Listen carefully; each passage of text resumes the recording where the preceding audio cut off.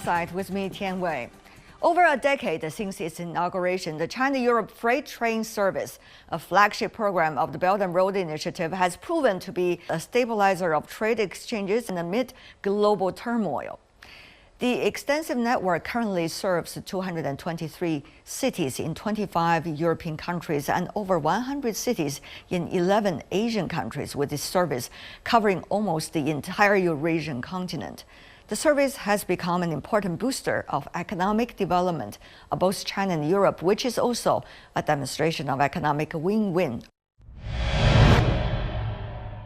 For more discussion, we are joined by Ivona Lajevats, Deputy Director of the Institute of International Politics and Economics in Belgrade, Serbia. Also, Hussein Asghari, Vice Chairman of the Belt and Road Institute in Sweden.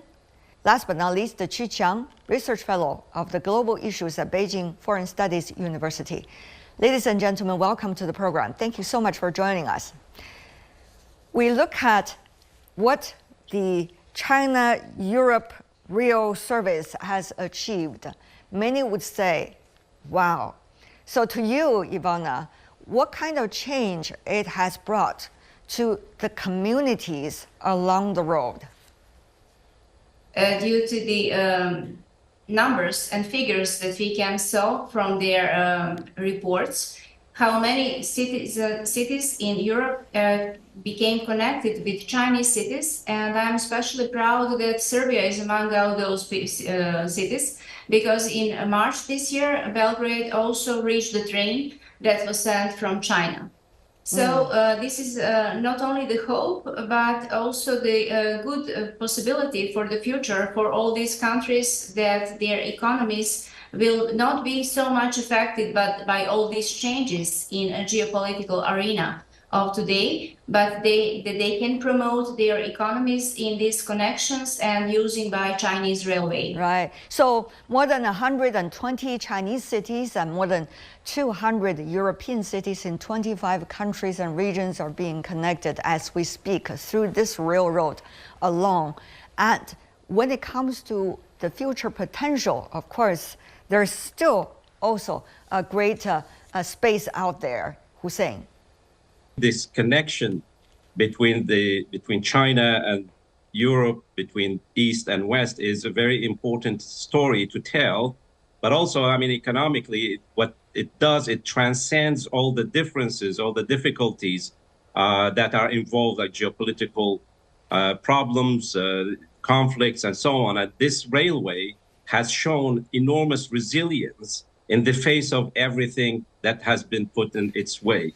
So now I think it's with the Belt and Road Initiative, the next 10 years, I was at the third Belt and Road Forum, and the President Xi Jinping and President of Kazakhstan discussed even further expansion of this railway. So we might see, even with Russia, that there will be enormous expansion of this important artery of world economy. But also, I think there's one important point, is that because it's not simply the two extremes communicating with each other, it's very important to understand what happens in between the two extremes in Central Asia, parts of Russia, Eastern Europe, the Caspian Sea, is that at every 100 kilometers, this railway can spread productivity, wealth, and connectivity across the Eurasian continent. And I think this is a fascinating idea. Mr. Qu, of course, earlier this railroad is rather symbolic, but now looking at the numbers that all of us have illustrated earlier, this has become an important lifeline also for China, not to mention for the reason of connectivity. Oh, yes. There is a little story back in the 1960s in China, because at that time, because of the Cold War, China was a bit surrounded by, a different camp of the international forces. And at that time, China is really desperate to import what's important to them, for example, oil and gases. And there's only one lifeline supporting this kind of an import, that is through the Pakistan. It's called China-Pakistan Highway. And by that little road is supporting the whole country's operation. But right now, just take a look at the geopolitical conflicts right now happening around the world. We have Houthi conflicts in Yemen. We have the Red Sea crisis, we have the Palestine crisis going on, and the Russian crisis and Ukraine crisis going on. So internationally, we all see ocean transportation is one of the best solutions. But right now, we have the railways. So this year, we've been opening the China, Tajikistan, Uzbekistan railway, and the third phase of the China-Kazakhstan railway is also in a discussion, and connecting to the Europe with the Serbian railway and the Hungarian railway. So it provides a whole continent, the whole world, another lifeline supporting, the lifeline of the raw materials and energy. So it gives the whole world a plan B. Just take a look at the experience China used to suffer from. And I think that lesson has been well learned, and we won't let that thing happen again. Yeah, this is taking place when we talk about the increasing connectivity at a time when the world is more fragmented, when the geopolitical issue has become filtered into everything that we have been talking about today in our lives. So, Hussein, to you, how to maintain the vitality of this railroad, and also to make sure it is the common folks along the road that's going to benefit from this, no matter what the political changes when governments are shifting. We have to differentiate between what politicians, what think tanks and media say, and what reality says. That's a good when point. we communicate with people who have businesses, who have industries, who are in the shipping business, they look at this as a very, very important opportunity. Politicians, unfortunately, today, especially in Western Europe and the United States, are not really in reality, because what this railway means, what the cooperation with China means, is the vitality of the economic development and sustainability in Europe depends very much on cooperation with China, but also cooperation with other nations like Russia. I mean, we have seen the enormous disruptions of the economy in Europe because of the war in Ukraine. When the COVID-19 broke out, this railway became a lifeline, a real, literal lifeline for European hospitals and healthcare systems, because most of the shipping by sea was disrupted and delayed. This railway became very important for the import of materials from China, for the healthcare system, machinery, respirators, and so on and so forth. So this railway became very, very vital, and it exploded in, the numbers of trains exploded in 2020, 2021. Once again, with the outbreak of the Ukraine war, I actually was asked to make a study about what will happen to this railway, because it transits through Russia and Belarus, two countries who are considered as part of the war. And I looked at the sanctions, I looked at the cooperation with the shipping company, and I said, look, this is not going to stop, because this is very important for European industries. And actually, it did happen this way, because there was a short period of 2 months when the shipping reduced by 50%, but after that, it picked up. And my prediction was correct, because even with the war, the shipping between Russia, Belarus, China, of course, and the EU continued along this railway through Poland.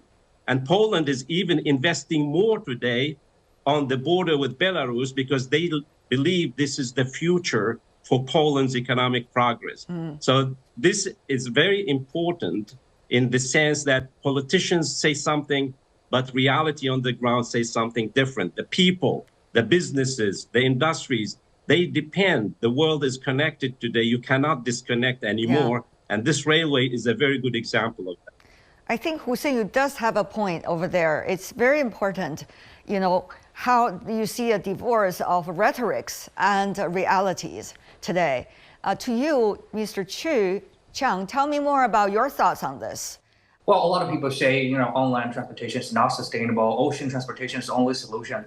Well, in the good days, yes, it is. It's more economic, it's faster and more affordable. But you have to consider, in the not so good days like today, currently, you need to price in the other factors. For example, like all kinds of the crisis. And also, it's called the dot-to-dot transportation. For example, you're shipping something from Rotterdam to Singapore. It means only Rotterdam and Singapore will benefit from it. And along the route, like tens of thousands of kilometers, no city will benefit from it. Even the nearest, Malaysia, ports wouldn't even benefit at all from this kind of a treat.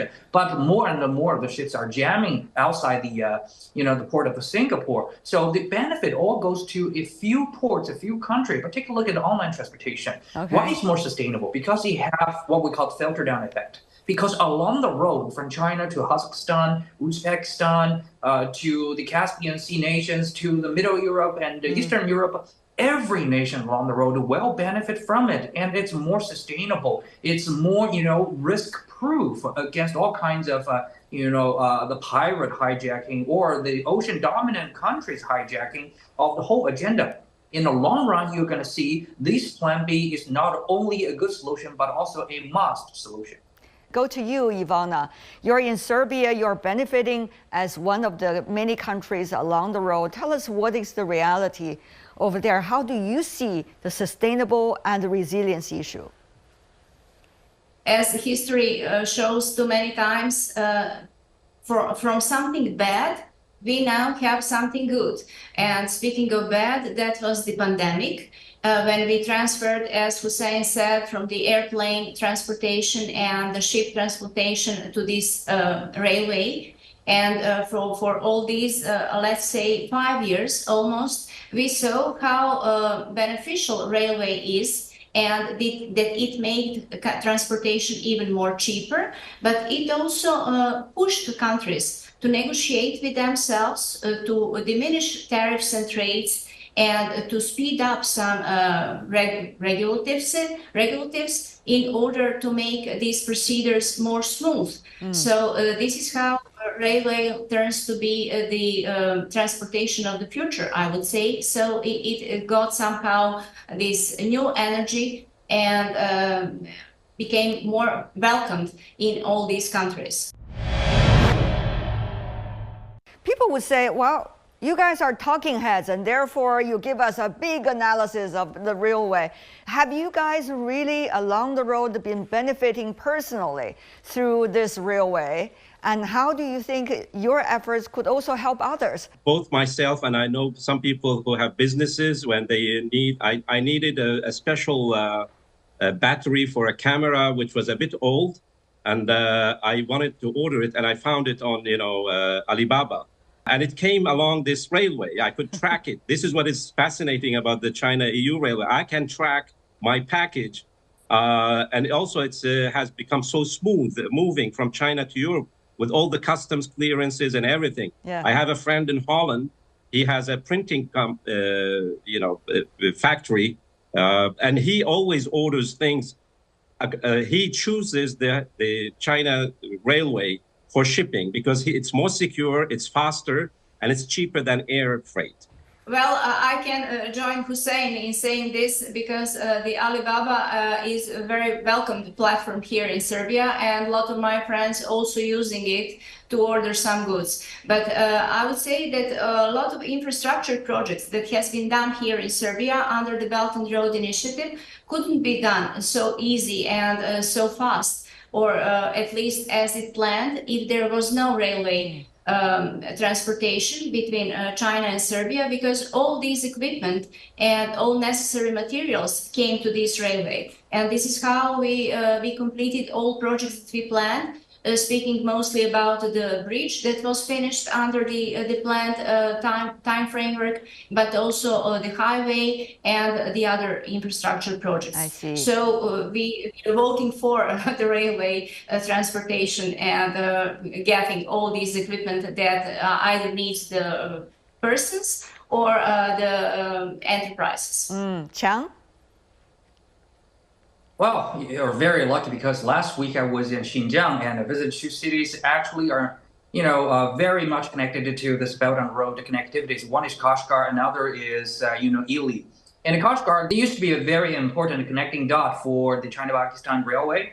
And, Kashgar used to be very poor. 80% of the population are joining the agriculture. But with the opening of the China-Pakistan railway, the local trade and income has been doubled. And urbanization goes on really fast. And we're talking about only within 5 years. And this year, the China, Tajikistan and Uzbekistan railway is going to open. And immediately, the investment has already been doubled within 6 months. Shunfeng, a very important Chinese logistic company, immediately purchased more than 500 mu, is very large land, in the Kashgar and build a logistic park. And we're looking at more than 3,000 new jobs that can be added into that place. And more of the trade volume is going to double that. Right. Actually, from the 200,000 of the TEU standard containers to more than 800,000. And Ely is the same thing because they have the Orgos port connecting to Kazakhstan. And if you can go there, just traveling to there, you'll find people mountain, people see restaurant, hotels, and everything. The businessmen are gathering around there, and you're going to see the shipment and the trade volume is huge. And China has become, Orgos, a very little city, has become the largest Chinese city with the exchange arrangement with Kazakhstan Django. Right. It's even larger size than Beijing's foreign exchange with Kazakhstan. So you can imagine the size of income and trade. Well, the list that goes on. If we go into the personal conversations, there will be a tremendous amount of examples. Having said that, though, what about its implications for the current discussion? For example, Belt and Road. Earlier, there was the concern whether Belt and Road Initiative is there eventually to benefit China and China alone. And it seems that from your description, things are not like that. But for the next steps of Belt and Road, especially high quality development and high quality cooperation, Ivona, what's on your mind? How can we make sure that this railroad will be also a platform for much elevated level of cooperation for green transformation, for further benefits of the local communities along the road? For the next stage, let's say that this first stage of the Belt and Road Initiative was more infrastructure oriented. Now we can go to fulfill this goal of having green energy and also the brighter future of the entire humanity, because all of us are faced with these climate changes and all other problems that are connected with it. In this respect, railway and using of the railway can help a lot, because all these fuel gases would be diminished by using the railway, and this is how the railway can help in reaching that goal. But even further, there are some other aspects that can be maybe introduced in this railway. Now, when you're speaking about this transportation and everything about the goods, I was thinking, and what not develop a railway and for the people? Because, you know, somehow it was very interesting to have a train and to go to Russia, and it was the Russian train to travel around Russia. It would be interesting for bringing people more closer, because you can choose to come from China to visit Central Asia and maybe even to Europe. Of course, it will be long lasting, but this also can be used to give an impetus to touristic potential of the railway. Hussein, you have been doing research about Belt and Road from day one. Meanwhile, earlier you spent more than 15 years on the early stage of the modern Silk Road. Tell us your thoughts on what is likely to be the elevated level of cooperation and development. We can see also in the fact that both Afghanistan and Pakistan can become important players in the whole Belt and Road with economic development plans now that the geopolitical issue is removed with the withdrawal of NATO from Afghanistan, and China's important role to support the development of Afghanistan, but also the China-Pakistan economic corridor. We will have new centers of economic power in Asia itself. West Asia, Iran, the Arab countries. We saw the big development with the China Arab States Forum recently, that these countries will become almost equal to Europe in economic weight. And therefore, the development through the Belt and Road of those regions between Europe and China will take big importance. And in that sense, Europe can benefit by participating with China in developing those regions, the same way we can benefit here in Europe by joining China in developing African economies, because we still have very important industrial construction and other technologies which are beneficial for all humanity, but they are not being used. And therefore, this is a great opportunity that besides the China-Europe corridor, we'll have many, many corridors stretching from East Asia through Central South Asia to West Asia and to the rest of the world. And I think this is going to be the biggest shift in the coming years. Hussein, Ivona, Chang, thank you so much for joining us. Appreciate it.